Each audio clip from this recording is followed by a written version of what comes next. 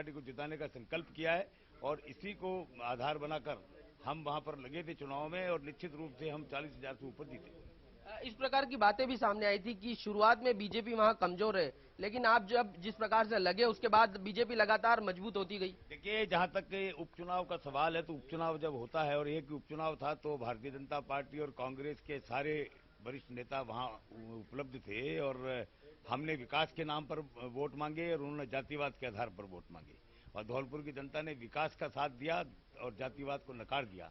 इसलिए विकास के आधार पर वहां के लोगों ने वोट दिए हैं, तो निश्चित रूप से वहां भी विकास का काम होगा। आपने जिस प्रकार से विकास के वादे किए और जिस प्रकार के वोट जिस प्रकार से देखने को मिल रहे हैं, 7,000 वोटों से बीजेपी आगे है।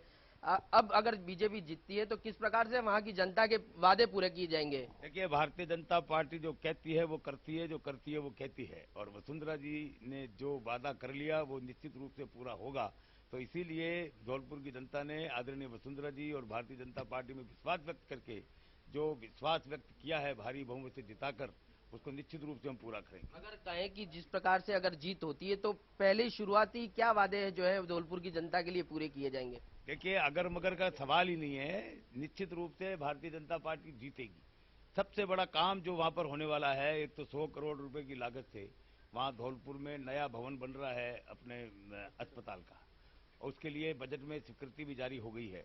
और दूसरा जो सबसे महत्वपूर्ण काम हो रहा है, देश की आजादी के बाद 850 करोड़ रुपए की सिंचाई चंबल परियोजना जो केवल कागजों में चल रही थी, उसको मूर्त रूप दिया गया है। मुख्यमंत्री जी ने प्रयास करके उसकी प्रधानमंत्री जी की स्वीकृति प्राप्त की है, सुप्रीम कोर्ट की क्लियरेंस हो गई है और अगले 1-2 महीने में उस पर जब काम हो जाएगा तो धौलपुर के सभी गांवों में और चंबल का पानी पहुंचेगा हर खेत को, तो निश्चित रूप से धौलपुर समृद्ध जिले के रूप में जाना जाएगा और इसी के आधार पर हम लोगों ने वोट मांगे थे और जनता ने वोट दिया।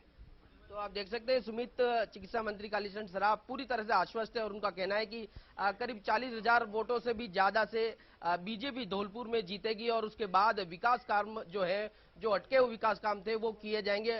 उनकी प्राथमिकता यह है कि जिस प्रकार से अस्पताल बनना है और अन्य सिंचाई परियोजनाएं उन्हें पूरा किया जाएगा, यह कहना है चिकित्सा मंत्री कालीचरण सराफ का। जी चलिए, शुक्रिया सौरभ, तमाम जानकारी के लिए बात करने के लिए। सौरभ गृहस्थी मेरे सहयोगी जुड़े और उनके साथ थे कालीचरण सराफ, चिकित्सा मंत्री कालीचरण सराफ, जिन्हें धौलपुर उपचुनाव में प्रभारी नियुक्त किया गया था और जो अपनी जीत को लेकर आश्वस्त दिखाई दिए। चेहरे पर किसी तरह की कोई चिंता नहीं थी, कोई शिकन नहीं था, अपनी जीत को लेकर आश्वस्त थे। वो कह रहे थे कि भारी मतों से जीत हासिल करेगी बीजेपी धौलपुर उपचुनाव में और साथ ही उन्होंने वादा भी अपना दोहराया कि जो वादे जनता से किए गए हैं, धौलपुर की जनता से किए गए हैं, उन्हें तुरंत प्रभाव से पूरा किया जाएगा। जनसुनवाई कर रहे थे कालीचरण सराफ और किसी तरह का कोई उन्हें चिंता नहीं दिखी।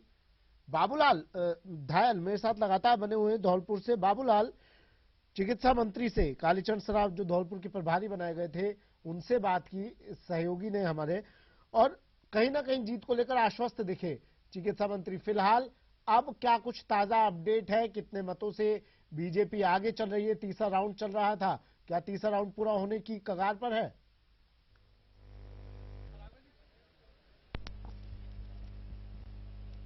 चौथे राउंड की मतगणना चल रही है। 3 राउंड बाद बीजेपी की जो बढ़त है वो 7,000 पार है और कांग्रेस कोशिश कर रही मुकाबले में वापस आने की, लेकिन बढ़त कम नहीं कर पा रही किसी भी तरह से।